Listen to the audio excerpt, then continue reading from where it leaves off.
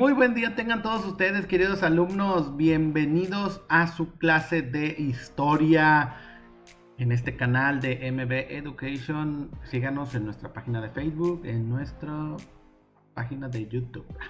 Ok, promocionando. Pero bueno, ahora tenemos el tema de luchas internas y los primeros gobiernos, federalistas y centralistas. Bien. Primeramente tenemos que ver algunos antecedentes. El 10 de febrero de 1821, Iturbide y Guerrero dialogaron y se produjo el abrazo de Acatempan. Recordemos que en 1815 Hidalgo fue fusilado y el que siguió con el movimiento fue Guerrero, ¿sí? Pero pues Guerrero llevaba muchas luchas y pues los españoles no podían vencerlo. Bueno, por así decirlo, españoles, porque realmente lo que son los tanto insurgentes como el ejército realista estaban conformados por criollos, mestizos, realmente eran mexicanos, sí, bueno, pero en aquel entonces no se llamaban mexicanos, pero eran prácticamente de la misma raza, eran criollos y mestizos, sí. Entonces, el 10 de febrero de 1821, Iturbide no podía con las tropas de Guerrero, entonces le pidió dialogar y acordaron, ¿sí?, lo siguiente. Se produjo en la proclamación del plan de Iguala o de las tres garantías. Este se dio el 24 de febrero de 1821. Iturbide proclama el plan de Iguala o de las tres garantías. Juan O'Donoghue, último virrey de la Nueva España, de México, se entrevistó con Iturbide, haciéndole ver la pérdida del virreinato realizando los tratados de Córdoba. En los tratados de Córdoba, Juan O'Donoghue reconoce la independencia de México, ¿sí? Aunque España tenía una situación diferente. España había sido conquistado por Francia, pero en esas fechas España regresó con Fernando VII y Fernando VII, ¿sí?, volvió pero con menos fuerza y bueno, mandaron a este virrey, el último virrey, que es Juan O'Donoghue, y este virrey tenía un poquito más de conciencia y sabía que las tropas de Vicente Guerrero pues no iban a ser vencidas fácilmente.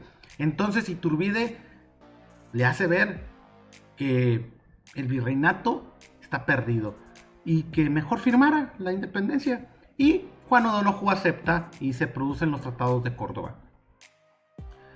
El 27 de septiembre de 1821 entra el ejército trigarante formado por Iturbide, recuerdan, según el plan de Iguala o de las tres garantías, y entra con el ejército a la Ciudad de México con Iturbide a la cabeza, que es la foto de la portada del bloque 1 que tenemos en nuestro libro de historia.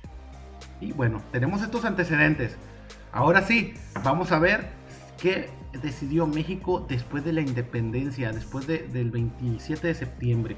Y bueno, aquí vemos lo que es la bandera trigarante y a Vicente Guerrero.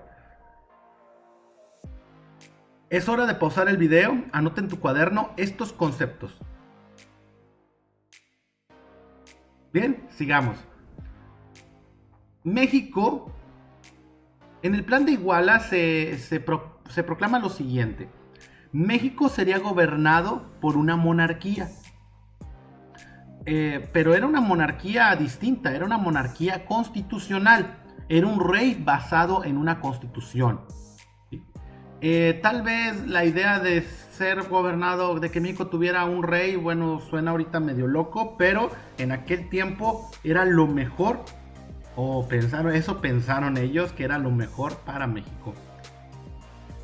Este plan de Iguala planteó división de poderes donde existiría un congreso o cámara de diputados, es decir, el rey no se iba a mandar solito, ni tampoco iba a heredarle a su hijo la monarquía, sino que este rey iba a ser elegido por los mexicanos y las leyes las tenían que hacer la Cámara de Diputados. Quiere decir que el rey no se mandaba solito.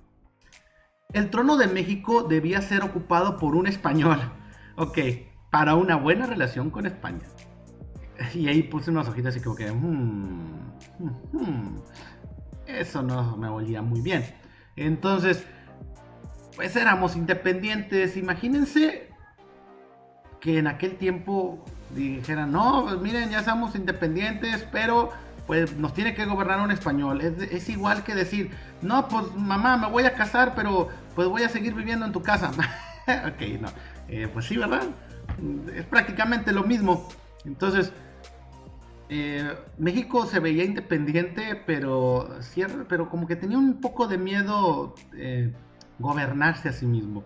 Entonces, eso era lo que planteaba el plan de Iguala. La provincia de Centroamérica se unió al imperio, ¿sí? Esto lo que provocó era que México tuviera una gran extensión territorial. Teníamos Texas, California y hasta Guatemala, Belice y hasta se empleaba hasta Costa Rica. Imagínense México hasta allá. No, sí, era tremendamente grande México. Es hora de poner pausa al video, anota esto en tu cuaderno. Muy bien, seguimos. Primeros problemas del Imperio Mexicano. España, como no reconocía la independencia, pues no envió a ningún príncipe al trono mexicano. Lo que quería enviar era un virrey. España jamás dijo, no, tú no eres independiente. Juan O'Donoghue, en su Tratado de Córdoba, aceptó que la Nueva España fuera independiente, mas sin embargo, España, el país de España, no aceptó esta decisión que tomó Juan O'Donoghue. Entonces, no envió a ningún príncipe al trono mexicano. ¿Quién se quedó en su lugar? Bueno, Iturbide se nombró emperador, aunque él había dicho en el abrazo de Acatempan que él no quería ser rey, pues más rápido cae un cojo que un hablador. Aquí está la prueba. Iturbide se vuelve emperador, lo cual no fue bien visto por muchos políticos. Era un buen soldado, era un buen insurgente o un capitán del ejército, pero no lo veían con buenos ojos que se volviera rey de buenas a primeras. Pero bueno, entonces Iturbide entró en conflicto con el Congreso y mandó a encarcelar a varios diputados. ¿Cómo ven? Iturbide decía, no, aquí nada más mis chicharrones truenan, y pues bueno, no les gustó algunas decisiones de algunos diputados y los mandó a encarcelar. Vicente Guerrero y Nicolás Bravo se levantaron en armas contra Iturbide, ¿sí? Y claro, lograron derrocarlo, y en 1823 Iturbide renunció y abandonó el país, ¿sí? Bien, para continuar, primeramente tienes que pausar este video y anotar en tu cuaderno estos conceptos. Bien, seguimos.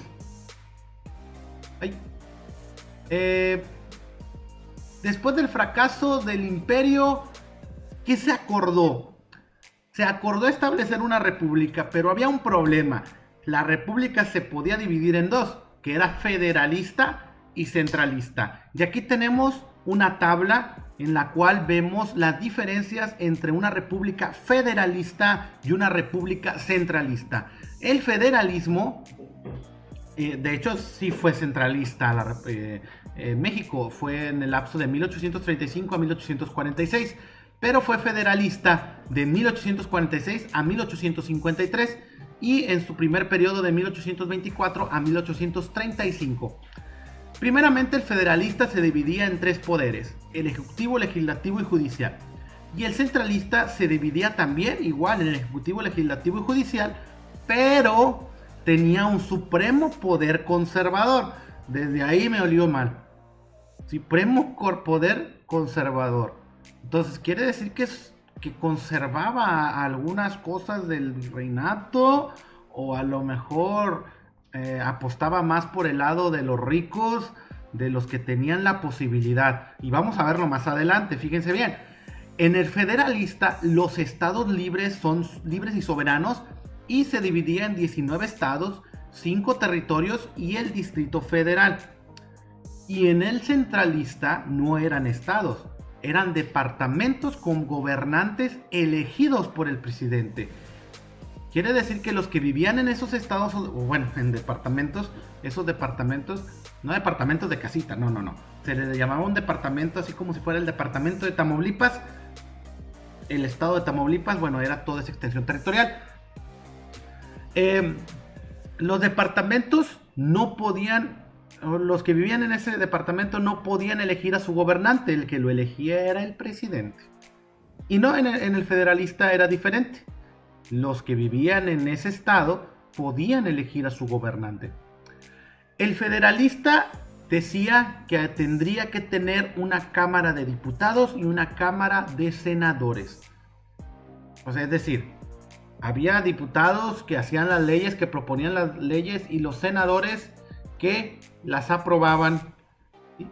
O sea, había doble revisión de leyes. En el centralista solamente había una junta o asamblea departamental con poderes limitados para legislar. Es decir, el presidente tenía que estar presente. Si no le gustaba al presidente la ley, no se llevaba a cabo. Es más, si el presidente llegase a proponer una ley, bueno, la junta o asamblea en la forma centralista, pues tenía que aprobarla, ¿verdad? Porque pues era el presidente el que la proponía. En el federalista consideraba a todos los varones adultos como electores, ¿sí? A partir de los 18 años, bueno, o más o menos, a todos los varones, todos, sin distinción, si eras pobre, rico, mediano, si habías cursado la primaria, si no tenías educación, si nunca habías ido a la escuela, si eras campesino, mientras fueras varón podías votar. Y en el centralista definían el número de electores de acuerdo a sus ingresos monetarios. Si no tenías ingresos, no podías votar. Entonces, en manos de quién quedaba las elecciones en el modo centralista, pues de aquellos que tenían más poder económico, aquellos que tenían más dinero, es decir, abreviado, de los ricos, ¿sí? Bien, es hora de pausar este video, de pausar este video y anotar esto en tu cuaderno. Bien, seguimos.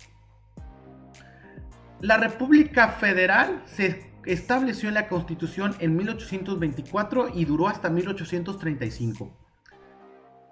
Las provincias se convirtieron en estados, quienes tenían libertad absoluta para una política interna. Ellos podían organizar sus elecciones a como quisieran, claramente, obviamente dentro de la ley de la Constitución Federal, pero podían elegir a su propio gobernante.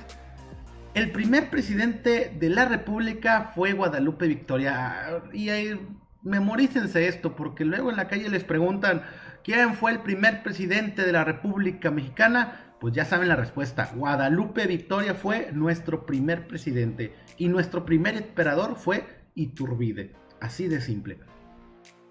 El país, mientras estuvo Guadalupe Victoria, el país se mantuvo en calma, lo cual permitió impulsar la educación, que era lo principal que debía tener México, y obtener préstamos. Empezamos a pedir prestado por donde quiera, sobre todo pedimos prestado a Estados Unidos, Inglaterra y a Francia. Bien, en 1829 Vicente Guerrero le sucede a la presidencia de Guadalupe Victoria. Quiere decir que Guadalupe Victoria terminó su periodo, ¿sí? Y en 1824 entonces duró 5 años y hasta 1829 se realizaron nuevas elecciones y quedó electo Vicente Guerrero. Cuando Guerrero asume la presidencia, Guerrero enfrentó una batalla, el cual ganó, que fue el intento de la reconquista española. Los españoles todavía seguían con esa espinita de que México no era independiente, todavía le pertenecía a España, etc. Inclusive hubo algunos países que todavía no reconocían la independencia de México, y fue hasta 1829 cuando trataron de reconquistar a México. Guerrero los enfrentó con éxito y los venció. Bueno, es hora de pausar el video y anotar estos conceptos en tu cuaderno. Seguimos. La República Federal, seguimos con la República Federal. Guerrero abolió la esclavitud, fue uno de los fue el presidente que abolió la esclavitud y desterró a los españoles de México. Lo primero estuvo perfecto, abolió la esclavitud, ¿sí? Es decir, no teníamos que tener esclavos en México, pero desterró a los españoles que se encontraban residentes en México. Esto a un miedo de que pues los españoles tuvieran cierto número de personas aquí en México y pudieran, no sé, rebelarse en contra del gobierno de Vicente Guerrero y poder reconquistarnos, ¿sí? Ese era realmente el miedo de Guerrero, pero realmente los españoles que vivían aquí ya después de la independencia estaban conformes con estar aquí, pero con esta decisión de Guerrero de desterrar a los españoles, ¿sí? Anastasio Bustamante, ¿sí? Que derrocó a Guerrero por estas razones infundadas, ¿sí? Y lo mandó fusilar en Oaxaca en 1831, ¿sí? A Guerrero se le consideró un héroe de la patria, porque también, aparte de estar en la consumación de independencia, fue el segundo presidente de México y abolió la esclavitud, pero su error fue desterrar a los españoles que no la debían ni temían aquí en México, ¿sí? Probablemente si hubiera sido otra su decisión no lo hubieran fusilado, pero bueno, Guerrero murió en Oaxaca en 1831. Y años subsecuentes, muchos políticos se disputaron la presidencia de forma violenta y fuera de la ley. Después del fusilamiento de Guerrero en 1831 por Anastasio Bustamante, ya las cosas no eran las mismas. Los políticos se disputaron la presidencia, había un presidente duraba un año, luego otro y luego lo derrocaban y había mucho conflicto y mucha guerra civil en México. Y bueno, yo creo que hasta aquí vamos a dejarla. La próxima semana vamos a ver la continuación. Después de 1831, ¿qué pasó?